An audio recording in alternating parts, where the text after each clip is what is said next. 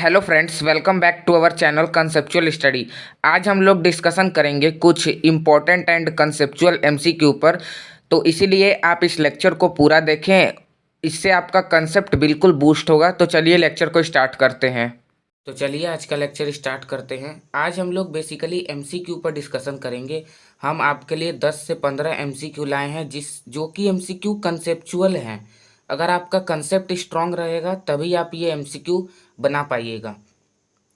और ये एमसीक्यू ऐसे हैं कि अगर ये आप 10 से 15 एमसीक्यू बना लेते हैं तो आपका कंसेप्ट इतना मजबूत होगा कि आप कोई भी सवाल को बनाने के लिए ट्राई तो कर सकते हैं और आपसे बनेगा भी सवाल।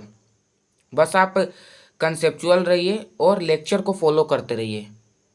तो चलिए आज के एमसीक्यू पर डिस्कशन चालू करते हैं। देखिए, ये सब क्वेश्चन हमने आपको करवा दिया है। आज का पहला एमसीक्यू देखिए क्या बोल रहा है आपसे। ए particle is moving in a circular path. पहले तो सर्कुलर पाथ बनाइए। देखिए, फिजिक्स में डायग्राम बहुत जरूरी होता है।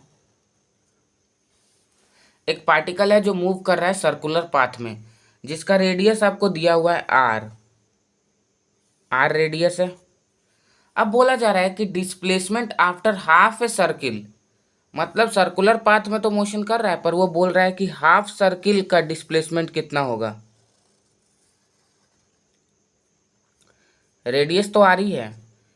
अब बोला जा रहा है कि हाफ सर्किल का डिस्प्लेसमेंट कितना होगा। तो समझिए, ये क्वेश्चन हमने आपको पिछले लेक्चर में भी चर्चा की थी। इस क्वेश्चन पे यहाँ पर भी समझ लीजिए।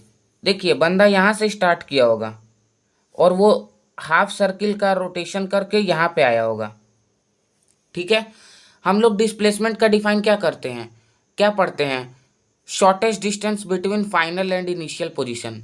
इनिशियल पोजीशन ये है, इसका फाइनल पोजीशन ये है। इसके बीच में कोई भी शॉर्टेस्ट डिस्टेंस होगा वो डायमीटर से शॉर्टेस्ट नहीं होगा। डायमीटर सबसे शॉर्टेस्ट है यहाँ के लिए।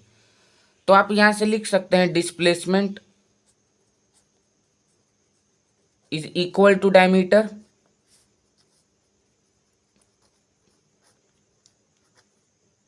इनिशियल और फाइनल पोजीशन के बीच में सबसे शॉर्टेस्ट डिस्टेंस होता है डायमीटर।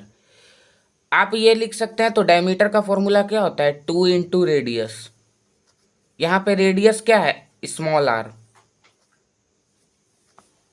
ये आपका आंसर हो गया पहला एमसीक्यू का। देख रहे हैं सब एमसीक्यू। ये क्वेश्चन तो हमने पिछले लेक्चर में डिस्कशन भी किया था और इससे ही बढ़िया क्वेश्चन किया था हमने। तो अगर आप पिछले लेक्चर का कंसेप्ट जानते हैं तो आप सारा एमसीक्यू बना पाइएगा। दूसरा सवाल देखिए क्या बोल रहा है आपसे। The numerical ratio of displacement to distance for a moving object is. अब देखिए, ये तो सीधा सीधा नोट्स में से सवाल आ गया है। हमने आपको पहले लेक्चर में ही बताया था कि डिस्टेंस जो होता है वो डिस्प्लेसमेंट से बड़ा या फिर बराबर होता है। बराबर कहाँ होता है भाई? स्ट्रेट पाथ पे विदाउट चेंजिंग डायरेक्शन। अगर कोई भी चीज़ स्ट्रेट पाथ पे मूव कर रहा है बिना डायरेक्शन को चेंज किए हुए, तो उसका डिस्टेंस बराबर होता है किसके? डिस्प्लेसमेंट के। डिस्प्लेसमेंट के बराबर होता है उसका डिस्टेंस। ये सब पहले लेक्चर का बात है। पहले लेक्चर में हमने आपको ये बहुत अच्छे से समझाया था। अब आइए यहाँ पे क्या बोल रहा है। यहाँ पे रेशियो निकालने के लिए बोल रहा है किसका? Displacement to distance. मतलब डिस्प्लेसमेंट टू डिस्टेंस। अब समझिएगा, यहाँ पर पहला केस क्या बनेगा कि भाई डिस्टेंस बराबर है डिस्प्लेसमेंट के। देख लीजिए, यहाँ से बराबर भी हो सकता है ना। डिस्टेंस बराबर है किसके? डिस्प्लेसमेंट के। तब क्या आ जाएगा भाई? रेशियो इनका डिस्प्लेसमेंट बटा में डिस्टेंस के जगह पे हम डिस्प्लेसमेंट लिख सकते हैं। हाँ भाई, लिख सकते हैं। तो ये तो कट गया। यहाँ पे क्या आ गया? 1। पहले केस में तो 1 आया। अब आइए केस 2। केस 2 में हमने क्या पढ़ा है कि जो डिस्प्लेसमेंट है वो छोटा है डिस्टेंस से या डिस्टेंस बड़ा है। ये ना पढ़ा है हमने केस 1 में। केस 2 में। अब आइए, अगर डिस्टेंस यहाँ पे ऐसे लिख सकते हैं, डिस्टेंस इंटू वन। भाई डिस्टेंस इंटू वन भी तो डिस्टेंस ही होगा। डिस्टेंस इंटू में इधर आएगा तो डिवाइड में, कोई भी चीज़ गुना में होता है तो इधर आता है तो डिवाइड में जाता है। तो डिस्प्लेसमेंट अपॉन में डिस्टेंस कितना आया, लेस देन वन। तो या तो इक्वल टू वन होगा या तो लेस देन वन होगा। तो इसका सही ऑप्शन क्या हो जाएगा, इक्वल टू वन और less than one. D option is correct. आप स्क्रीनशॉट भी लेते चलिएगा। और पहले का ऑप्शन क्या आया था, 2R, मतलब सी ऑप्शन इज करेक्ट। तो आई होप आपको ये 2 सवाल अच्छे से क्लियर हुआ होगा। आइए तीसरा सवाल पे भी बात करते हैं।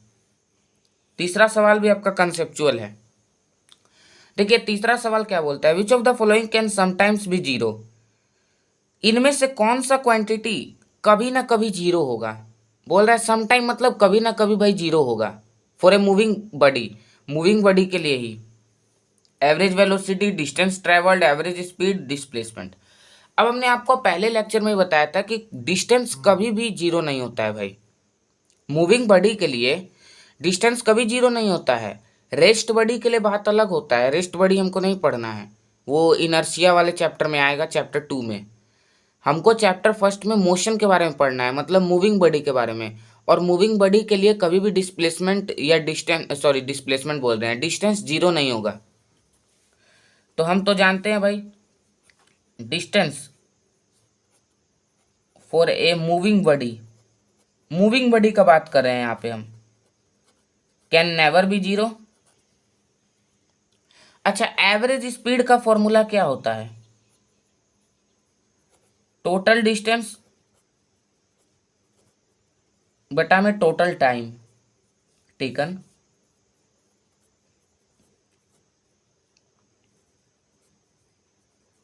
अब आप ही बताइए, जब डिस्टेंस जीरो नहीं है तो टोटल डिस्टेंस कहाँ से जीरो हो जाएगा, मतलब एवरेज स्पीड भी नॉट इक्वल टू जीरो। ये समझ में आया। पहला तो डिस्टेंस मूविंग बॉडी के लिए बोला जा रहा है, एवरेज स्पीड भी मूविंग बॉडी के लिए जीरो नहीं होगा, एवरेज स्पीड भी जीरो नहीं होगा। अब आइए, डिस्प्लेसमेंट जीरो हो सकता है। हमने आपको पहले लेक्चर में बताया था डिस्प्लेसमेंट कब जीरो होता है, कोई बॉडी इनिशियल पोजीशन से निकले और वापस वहीं पे लौट जाए, तो फाइनल माइनस इनिशियल को आप जीरो बोल देंगे। अच्छा, डिस्प्लेसमेंट जीरो हो जाएगा तो एवरेज वेलोसिटी का फॉर्मूला क्या होता है, टोटल डिस्प्लेसमेंट बटा में टोटल टाइम। अगर टोटल डिस्प्लेसमेंट ही जीरो है तो एवरेज वेलोसिटी भी जीरो हो जाएगा। मतलब ये एवरेज वेलोसिटी जीरो होगा, डिस्प्लेसमेंट जीरो होगा, मतलब पहला और चौथा, मतलब आपका ऑप्शन हो जाएगा C is correct, first and fourth. तो अगर आपको ये पेज समझ में आया होगा तो स्क्रीनशॉट ले लीजिए इसका। अगर कोई डाउट है तो आप कमेंट सेक्शन में कमेंट कर सकते हैं। तो चलिए हम लोग चौथे क्वेश्चन की ओर मूव करते हैं। एमसीक्यू का लेक्चर छोटा छोटा ही बनेगा, क्योंकि यहाँ पे आपको हमको कंसेप्ट समझाना है, इतना कैलकुलेशन नहीं है यहाँ पे। तो आइए फोर्थ क्वेश्चन पे जिक्र करते हैं। फोर्थ क्वेश्चन देखिए क्या बोल रहा है आपसे।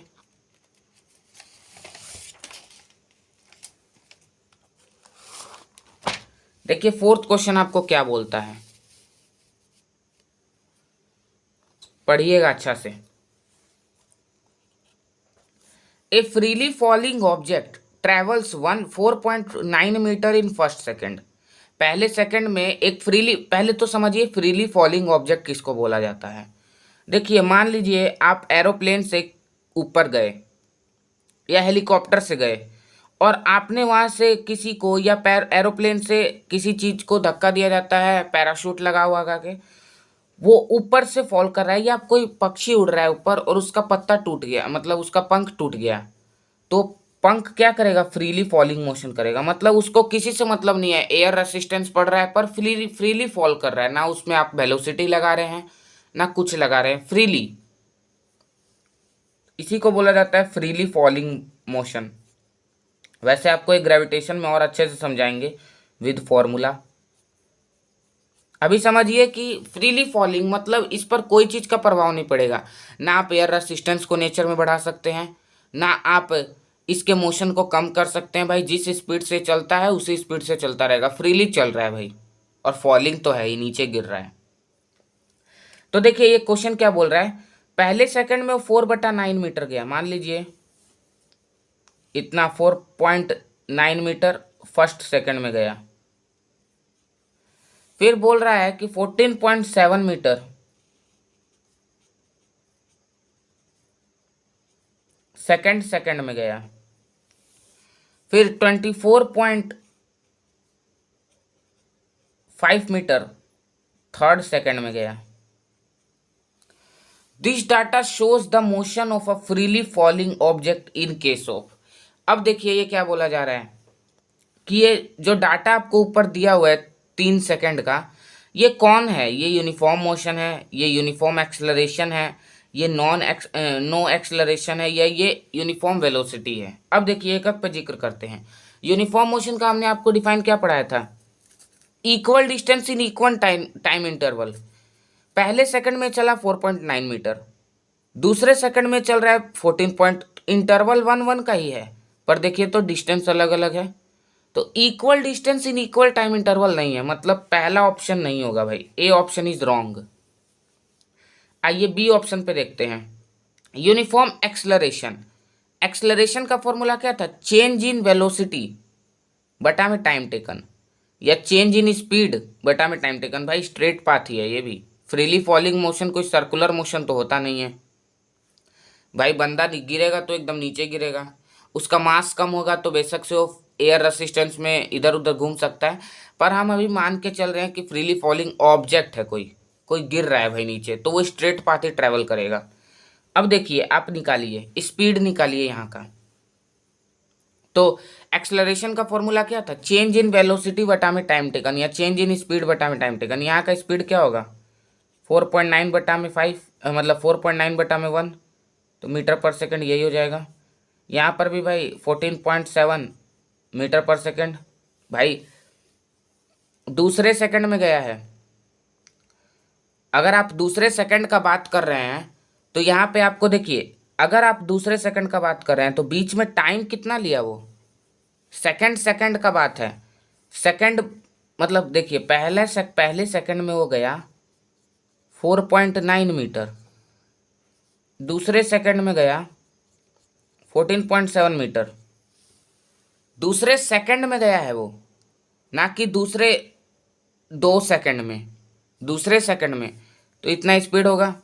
तीसरे में भी 24.5 मीटर पर सेकंड। अच्छा, चेंज इन स्पीड बटा में टाइम टेकन, तो चेंज इन स्पीड निकालिए।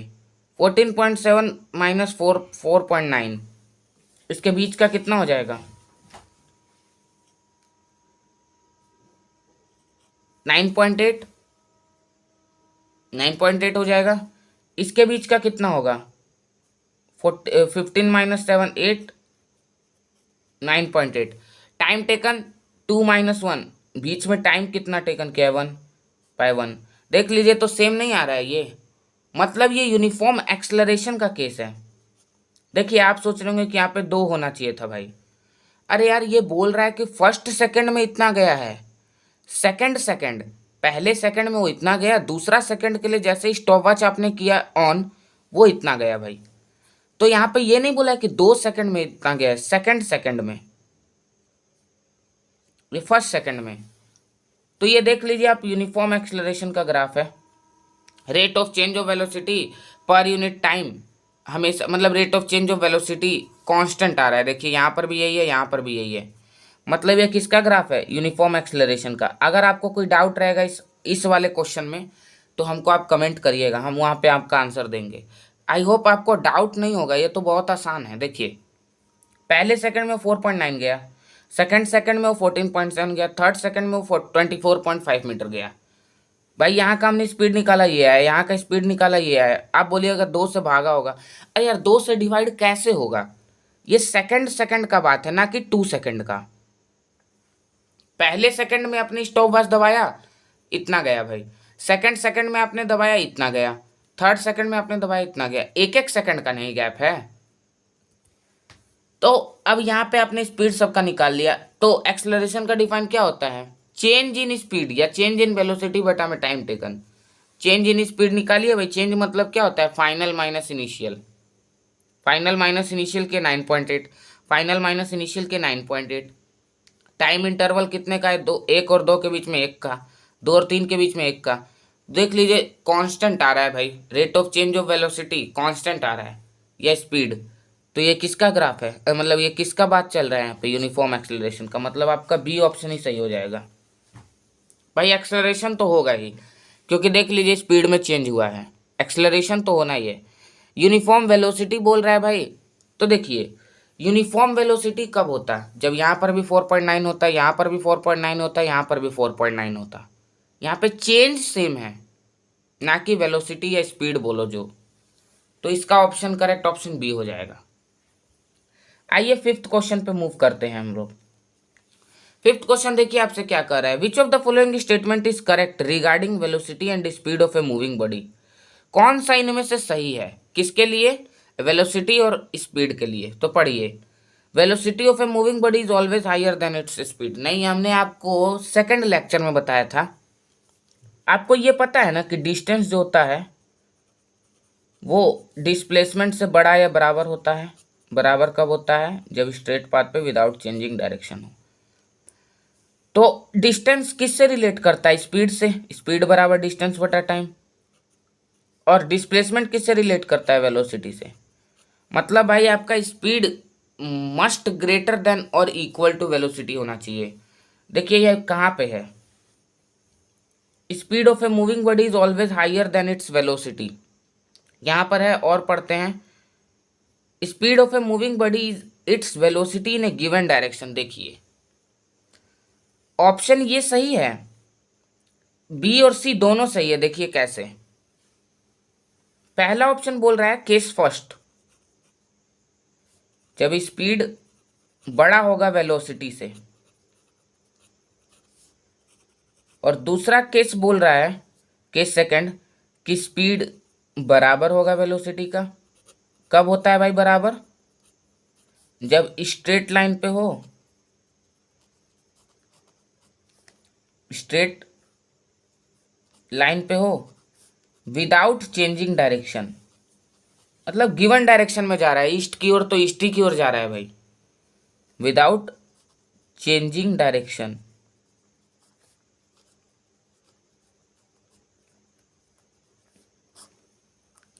ये आपको हमने बता चुका है, मतलब मैंने आपको बता चुका, सेकंड लेक्चर में शायद हमने आपको बताया था ये वाला।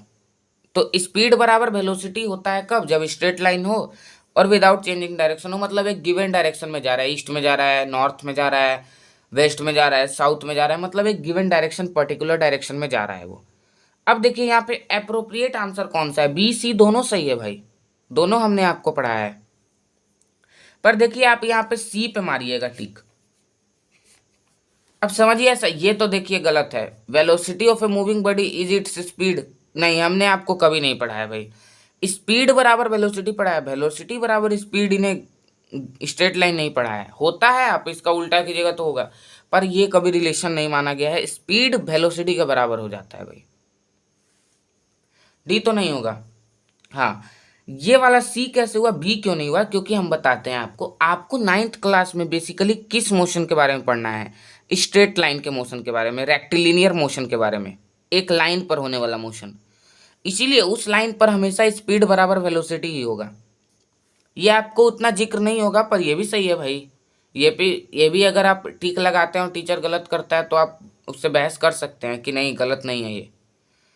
तो आई होप आपको फिफ्थ एमसीक्यू समझ में आया होगा। आइए सिक्स्थ पे चलते हैं। The area under A speed time graph represents a physical quantity which has the unit of. हमने आपको बताया था एरिया अंडर वीटी ग्राफ या स्पीड टाइम ग्राफ, जो बोलिए, क्या देता है आपको, डिस्टेंस या डिस्प्लेसमेंट।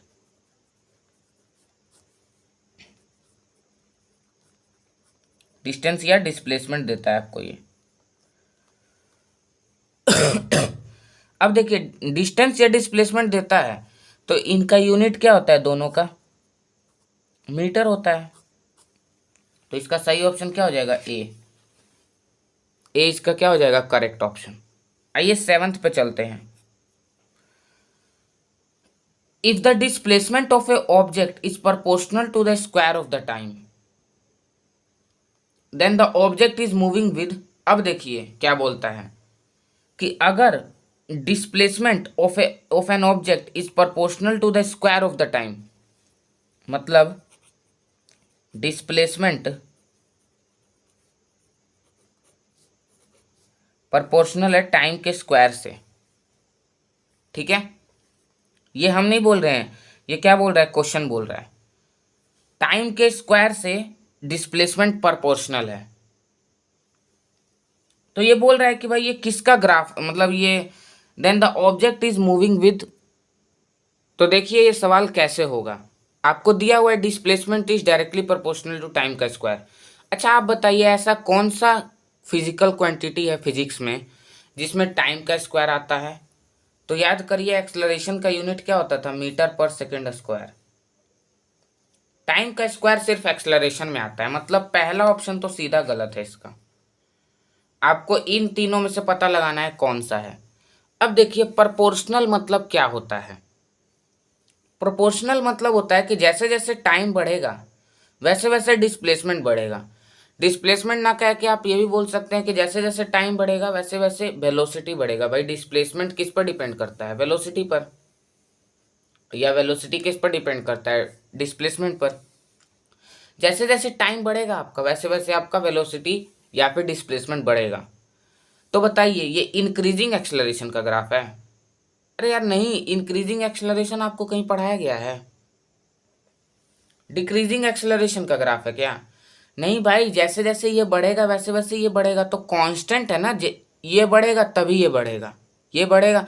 ये मान लीजिए हम t बराबर 2 सेकंड लिए, तो डिस्प्लेसमेंट क्या हो जाएगा, डिस्प्लेसमेंट प्रोपोर्शनल हो जाएगा 4 टाइम्स के, 4 टाइम्स। t बराबर 1 सेकंड लिए, डिस्प्लेसमेंट प्रोपोर्शनल हो जाएगा 1 टाइम, मतलब डिस्प्लेसमेंट एक बार बढ़ेगा। तो जैसे जैसे आप टाइम बढ़ा रहे हैं वैसे वैसे बढ़ रहे हैं। यहाँ पे इंक्रीजिंग डिक्रीजिंग का तो कोई बात ही नहीं चल रहा है भाई, आपको ज़्यादा दिमाग एमसीक्यू में नहीं लगाना है। इंक्रीजिंग डिक्रीजिंग आपको पढ़ाया गया है। डिक्रीजिंग एक्सलरेशन को डिसेलरेशन का क्या आएगा एग्जाम में, आपको डिक्रीजिंग एक्सलरेशन नहीं पढ़ाया गया है। एक्सलरेशन डिक्रीजिंग होता है, फाइनल माइनस इनिशियल करने पर कभी भी निगेटिव आएगा। निगेटिव कब आता है, देखिए निगेटिव आता है पर उसको रिटार्डेशन बोला जाता है। और यहाँ पे कोई भी ऐसा निगेटिव आएगा, आप टाइम का कोई भी वैल्यू ले लीजिए, टाइम निगेटिव तो आप ले नहीं सकते हैं भाई, टाइम तो आप निगेटिव नहीं ना ले सकते हैं, टाइम पॉजिटिव ले सकते हैं। तो यहाँ पर कभी भी displacement directly proportional to negative आएगा, मतलब आपका एक्सेलरेशन डिक्रीजिंग निगेटिव तो होएगा ही नहीं। अब आइए पॉजिटिव पर, क्यों भाई पॉजिटिव जरूरी है बढ़ते हुए हो, इंक्रीजिंग एक्सेलरेशन ही हो। 1 पे लिए तो 1 ही टाइम आया, नहीं बढ़ा यहाँ पे। भाई 1 पर लिए तो 1 ही आया, नहीं बढ़ा यहाँ पे। 1 लिए तो 1 आया, तो इसीलिए इसका आंसर होगा यूनिफॉर्म एक्सेलरेशन। यूनिफॉर्म एक्सेलरेशन इसका क्या हो जाएगा, आंसर हो जाएगा। आई होप आपको ये समझ में आओगे, नहीं समझ में आ रहा है तो आप कमेंट कीजिए, जो भी आपको अगले लेक्चर में हम बता देंगे, या फिर आपको कमेंट बॉक्स में समझाने लायक होगा तो कमेंट बॉक्स में ही समझा देंगे। आइए अब अगले क्वेश्चन पर मूव करते हैं, तो देखते हैं इसका अगला क्वेश्चन क्या है।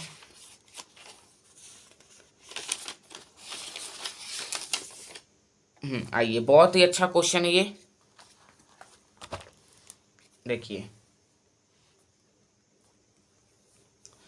4 कार्स ए,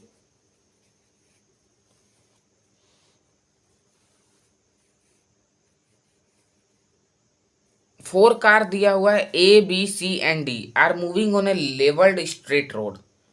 भाई 4 कार है, ए बी सी और D. Their distance time graph आपको दिया हुआ है। देखिए ग्राफ को आप नोट कीजिएगा, यहाँ पे ये क्वेश्चन हम इसी में बनाएंगे। आपको ग्राफ दिया हुआ है किसका है, डिस्टेंस टाइम ग्राफ है। Which of the following is the correct statement regarding the motion of these cars. कौन सा इनमें से करेक्ट ऑप्शन है भाई, तो देखिए आपको पता है slope of distance time graph क्या देता है, स्पीड देता है। भाई स्लोप कैसे निकाला जाता है, tan थीटा बराबर परपेंडिकुलर बटा में बेस, ऐसे ही ना निकाला जाता है स्लोप। यहां से परपेंडिकुलर ड्रॉ कीजिए ना, ये डिस्टेंस तो ये भी डिस्टेंस, ये टाइम तो ये भी टाइम। देखिए तो tan थीटा निकालिए perpendicular D by T. Distance बटा टाइम किसका फॉर्मूला होता है, स्पीड का होता है भाई, स्पीड बराबर डिस्टेंस बटा टाइम आया कि नहीं। और हमने आपको ये बताया भी होगा कि slope of distance time graph क्या देता है आपको, स्पीड देता है। तो देखिए जिसका ज्यादा स्लोप है, स्लोप का डेफिनेशन क्या था, वो एंगल जो बनाया जाए in the positive direction of x axis in anti clockwise direction, clockwise से उल्टा यूं। तो देखिए तो ये सबसे बड़ा एंगल किस में बन रहा है, सी के लिए बन रहा है। देखिए सी का कितना बड़ा एंगल है, तो सबसे ज्यादा स्पीड मतलब स्लोप किसका होगा, सी का। सबसे ज्यादा स्लोप सी का है तो सबसे ज्यादा स्पीड भी किसका होगा, सी का ही होगा। तो कार सी इज द, देखिए कौन सा इसमें से सही ऑप्शन होगा, car A is faster than car D. नहीं ये तो गलत है भाई, ए का स्लोप देखिए आप इतना ही है, डी का देखिए कितना है,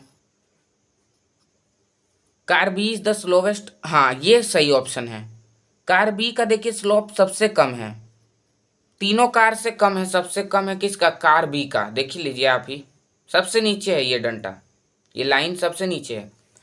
तो कार बी का तो स्लोवेस्ट होगा ना, कार बी का स्लोप ही कम है तो उसका स्पीड भी कम होगा भाई, इसीलिए वो स्लोवेस्ट हो जाएगा। तो आई होप आपको ये समझ में आया होगा।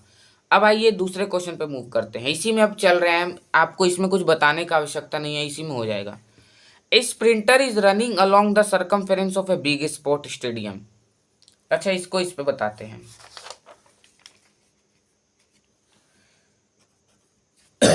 एक स्प्रिंटर है मतलब दौड़ने वाला आदमी, वो रनिंग कर रहा है बिग स्पोर्ट्स स्टेडियम पे, सरकमफेरेंस पे दौड़ रहा है इसके कांस्टेंट स्पीड के साथ। इस देखिए स्पीड तो कांस्टेंट रहेगा ही भाई, हाँ वेलोसिटी चेंज करता है क्योंकि डायरेक्शन चेंज होने लगता है, आपको हमने बताया था ये थर्ड लेक्चर में शायद।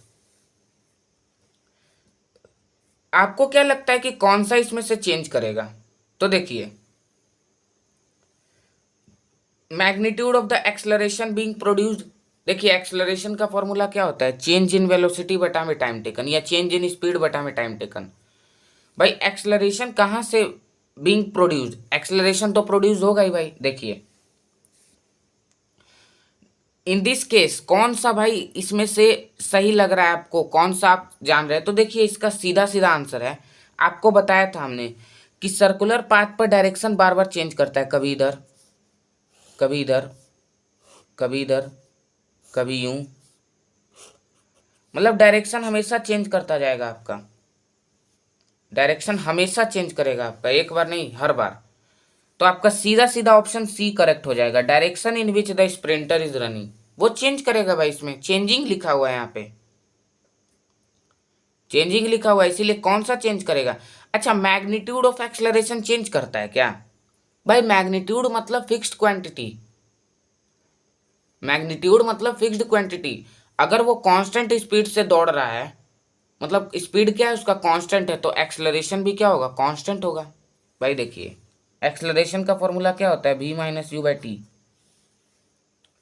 ये ओवरऑल क्वांटिटी क्या है, कांस्टेंट है, तो एक्सलरेशन इस पर डिपेंड कर रहा है, तो ये भी तो कांस्टेंट होगा, मतलब कांस्टेंट होगा, चेंजिंग नहीं होगा। ये ऑप्शन गलत है। Distance covered by the sprinter पर सेकेंड, अरे यार distance covered by the sprinter पर सेकेंड मतलब मीटर पर सेकेंड, मतलब वेलोसिटी या स्पीड। वेलोसिटी का तो जिक्र है भी नहीं यहाँ पे, स्पीड तो आपको कांस्टेंट ही दिया हुआ है, ये कहाँ से चेंज करेगा। सी ऑप्शन आपका एक्यूरेट होगा एकदम। अब आइए 10th क्वेश्चन को देखते हैं। 10th क्वेश्चन देखिए क्या बोलता है 10th question. A student drawers the distance time graph for a moving scooter. एक स्टूडेंट ने एक डिस्टेंस टाइम ग्राफ बनाया,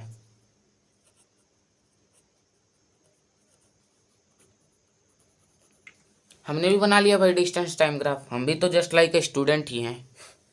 ठीक है, डिस्टेंस टाइम ग्राफ बनाया हमने। And find that a section of the graph is horizontal line parallel to the time axis. Time axis के parallel एक हॉरिजॉन्टल मतलब ऐसे लाइन आया। इससे आप क्या क्या कंक्लूजन निकाल सकते हैं? The scooter has uniform speed in this section. देखिए भाई, स्टूडेंट के पास यूनिफॉर्म स्पीड है। देखिए अब समझिए, यूनिफॉर्म स्पीड किसको बोला जाता है? Equal distance in equal time interval. अब देखिए, मान लीजिए यहाँ पे 40 मीटर था भाई, ये 1 सेकंड पे भी 40 है, 2 सेकंड पे भी 40 है, 3 सेकंड पे भी 40 है, 4 सेकंड पे भी 40 है। मतलब हर एक सेकंड पे क्या है, ये 40 40 40 40, हर एक जगह पे 40 40 40 40 है, माना है हमने बस। अब देखिए, तो भाई यूनिफॉर्म स्पीड का तो ये कर ही नहीं रहा है। यूनिफॉर्म स्पीड बराबर क्या होता था? Equal distance in equal time interval. भाई टाइम इंटरवल डिफरेंट हो गया यहाँ पे, तो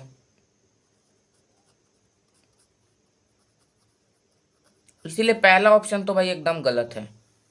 यूनिफॉर्म स्पीड का ग्राफ तो ये है ही नहीं। अब आइए, distance travelled by the scooter is the maximum in this section. भाई डिस्टेंस ट्रेवल्ड मैक्सिमम है, इससे ज़्यादा नहीं हो सकता है डिस्टेंस। अरे यार, ये कहाँ से बात आ गया भाई? मैक्सिमम कहाँ से होगा? 40 से 40 रिपीट हो रहा है बार बार, मैक्सिमम नहीं होगा। Distance travelled by the scooter is the minimum in this section. इस सेक्शन में डिस्टेंस ट्रेवल्ड मिनिमम है। अरे यार कांस्टेंट है भाई, ना मैक्सिमम है ना मिनिमम है, कांस्टेंट है। 40 से ना बढ़ रहा है ना 40 से घट रहा है, 40 40 40 40 हर जगह है। तो ये भी गलत है ऑप्शन। अब समझिएगा fourth option, the distance travelled by the scooter is 0 in this section. आप ही बताइए, ये इसी में चले जा रहा है, मतलब टाइम बढ़ता जा रहा है और ये यहीं पे है भाई, समझिएगा। टाइम बढ़ रहा है, इसका ग्राफ ऐसे कुछ बना है भाई, टाइम टाइम में बढ़ेगा ही। इसको बढ़ना किधर है? इधर डिस्टेंस में, 50 पे जाए, 60 पे जाए, इसको बढ़ना है इधर। भाई ये टाइम में, टाइम के चलने के हिसाब से ये क्या है? रेस्ट पे है, 40 पे ही रुका हुआ है, क्योंकि हॉरिजॉन्टल ग्राफ बना है इसका, 40 पे ही रुका हुआ है। तो इस पोजीशन पे इसका डिस्टेंस ट्रेवल्ड कितना हुआ? 0। अरे भाई आप सोच रहे हैं कि 40 ना हुआ, क्यों हम ये यहाँ पे नहीं बना सकते थे? ये भी तो पैरेलल टू एक्स एक्सिस है। वो हमको नहीं समझाना है आपको, ये समझिए आप कि टाइम जैसे जैसे बढ़ रहा है, 1 second, 2 second, 3 second, 4 second, 10 second, 20 second, 1 घंटा, ये बंदा यहीं पे खड़ा है, इसका पोजीशन चेंज नहीं हो रहा है। तो डिस्टेंस ट्रेवल्ड ये इतना यहाँ से क्या कर रहा है? इस सेक्शन से, सेक्शन से पूछा है आपका, ओवरऑल नहीं पूछा है। इस सेक्शन, इन दिस सेक्शन, इस सेक्शन से डिस्टेंस ट्रेवल क्या किया? 0 किया। इसीलिए आपका डी ऑप्शन सही हो जाएगा। अगर आपको स्क्रीनशॉट लेना है तो ले लीजिए। आई होप आपने स्क्रीनशॉट ले लिया होगा और आपका कंसेप्ट एकदम क्लियर हो गया होगा। अब चलिए आगे बढ़ते हैं, 11th क्वेश्चन को देखते हैं। अब देखिए बढ़िया बढ़िया क्वेश्चन आ रहा है। और अब आइए इसी में हम जिक्र करेंगे।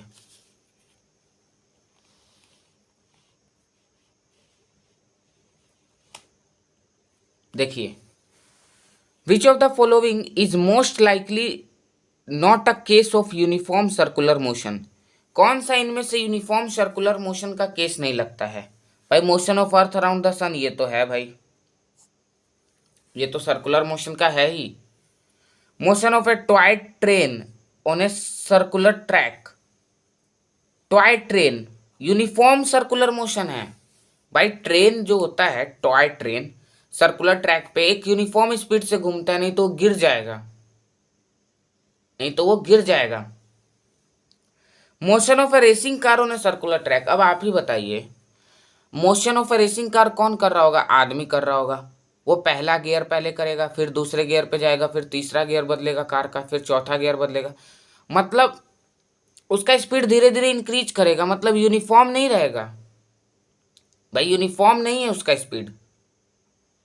यूनिफॉर्म अगर रहता तो इसका तो भाई जैसे 20 मीटर पर सेकंड से स्टार्ट किया तो 20 20 20 20 ऐसा कभी होता है जिंदगी में? हो ही नहीं सकता है। कार रेसिंग या बाइक में आप कभी भी एक स्पीड पे नहीं चल सकते हैं, आप कितना भी ठान लीजिए, आपका स्पीड चेंज होता ही है। तो यूनिफॉर्म सर्कुलर मोशन का यही एक है, तो ये आपका करेक्ट ऑप्शन होगा यहाँ पे। ये तीनों बातें सही थी, आपको बोला था नॉट, कौन सा बात सही नहीं है? आवर एंड, घंटे की सुई क्लॉक में भाई फिक्स्ड डायल पे घूमती है, टाइम के अनुसार वो फिक्स्ड घूम रही है, आप उसको नहीं ना घटा सकते हैं ना बढ़ा सकते हैं। आइए 12th नंबर क्वेश्चन पे। 3 speed time graph are given below. 3 speed time graph आपको दिए हुए हैं।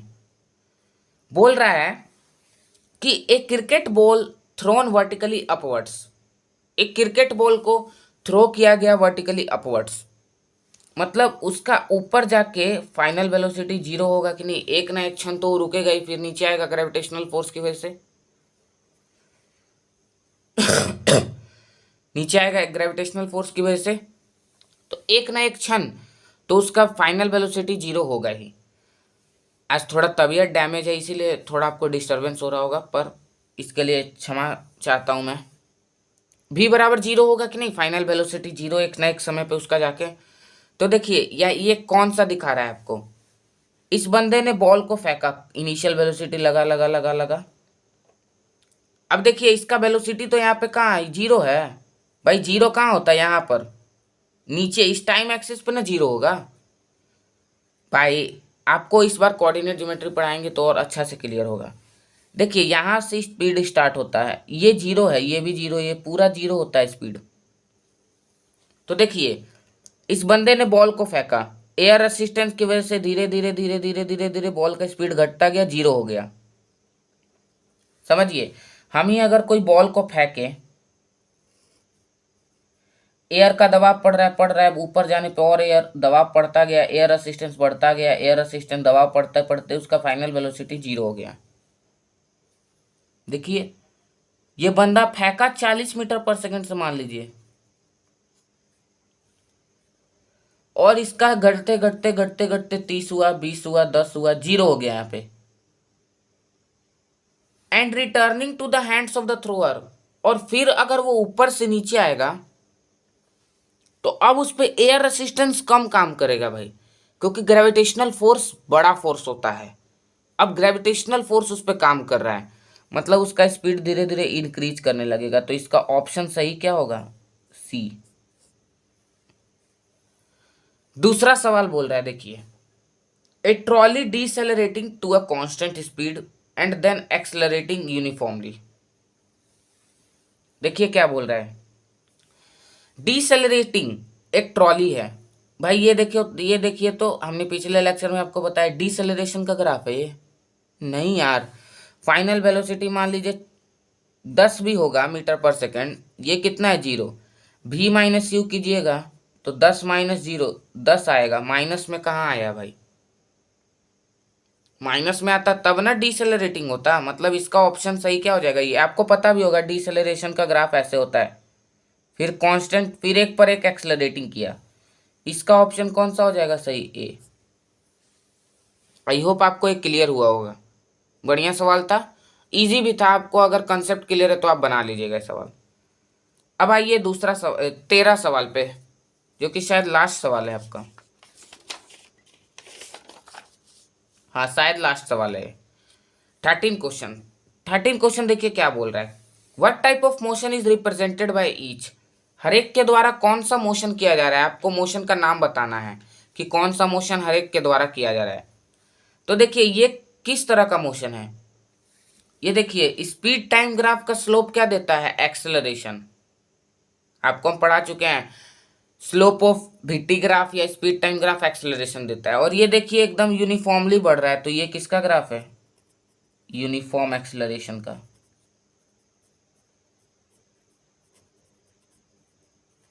सब आसान आसान है, अगर आपको कंसेप्ट क्लियर है तो आप बना लीजिएगा।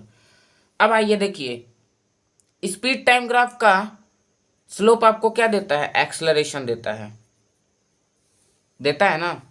अब देखिए समझिएगा, यहाँ पे स्लोप का यहाँ पे बात ही नहीं है। कोई एंगल बनाया गया है positive direction of x axis से? कोई नहीं भाई, स्लोप का यहाँ पे बात नहीं है। देखिए स्पीड है, टाइम है, मान लीजिए यहाँ पे स्पीड इस पॉइंट पे स्पीड है 10 मीटर पर सेकेंड, ठीक है।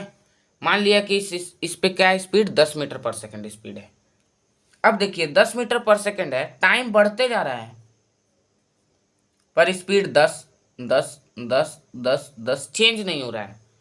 तो ये किसका ग्राफ है, कांस्टेंट स्पीड का। जो चीज चेंज ना हो उसको क्या बोला जाता है, कांस्टेंट।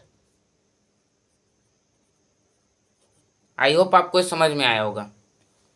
तीसरा ग्राफ देखिए, यहां से ये स्लोप बना रहा है, कुछ ना कुछ एंगल बना रहा है in the positive direction of x axis, ऐसे यू मूव किया। और आपको पता है slope of speed time graph क्या देता है, एक्सेलरेशन देता है। और ये घटता हुआ एक्सेलरेशन है, देखिए नीचे की ओर आ रहा है ये।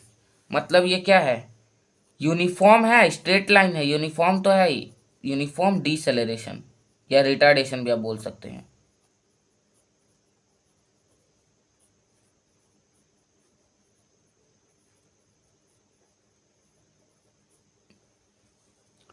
यूनिफॉर्म डिसेलेरेशन या रिटार्डेशन। ये देखिए ये किसका ग्राफ है, slope of speed time graph क्या देता है, एक्सेलरेशन। यहाँ से भी कुछ ना कुछ एंगल तो बना ही रहा होगा। ये नॉन यूनिफॉर्म एक्सेलरेशन का ग्राफ है। कुछ अजीब सा है भाई, स्ट्रेट लाइन तो है ही नहीं कहीं, नॉन यूनिफॉर्म एक्सेलरेशन।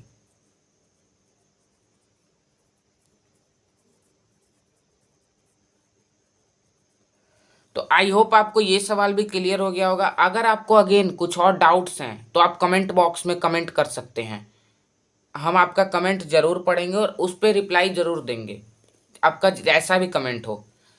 अगर आपको वीडियो अच्छा लगा हो तो लाइक शेयर एंड सब्सक्राइब कर लीजिए मेरे चैनल कंसेप्चुअल स्टडी को। मेरा चैनल क्या, आप सभी का चैनल। अब देखिए class 9th chapter first physics motion का खत्म हो गया। अब हम अगले दिन से क्लास 10th का पहला चैप्टर लेंगे फिजिक्स का। फिर हम वो खत्म करके क्लास 9th का पहला चैप्टर केमिस्ट्री लेंगे। मतलब ऐसे अल्टरनेट में हम कराते चलेंगे सब चीज़। आपको थोड़ा बहुत तो सब्र करना पड़ेगा भाई, क्योंकि वीडियो डालने में मेहनत लगता है। अगर आपको मेरा कंसेप्ट अच्छा लग रहा है तो ज़रूर लाइक कीजिए। अभी तो और बहुत सारा लेक्चर आना बाकी है। चैप्टर फर्स्ट पे आपके एग्ज़ाम के समय भी हम बहुत सारा अच्छा अच्छा क्वेश्चन का प्रैक्टिस करवा देंगे आपको। अभी आने दीजिए, अभी आपको एग्ज़ाम तो 1 साल बाद है। तो आपको यहाँ तक क्लियर हुआ होगा। That's all for today. आपने ज़रूर इंजॉय किया होगा इस लेक्चर को, आपको अच्छे लगे होंगे सारे क्वेश्चंस। अगर आपको पीडीएफ चाहिए तो पीडीएफ बोल रहे हैं, अगर आपको स्क्रीनशॉट लेना है तो इसका भी ले लीजिए आप स्क्रीनशॉट। पीडीएफ भी लॉन्च होगा बहुत दिनों में, कुछ दिनों में होगा लॉन्च, अभी तो स्टार्ट ही किया है हमने। तो आज के लिए इतना ही। Have a nice day. Thank you for watching conceptual study. Please like, share and subscribe my channel, and also check out the recommended videos.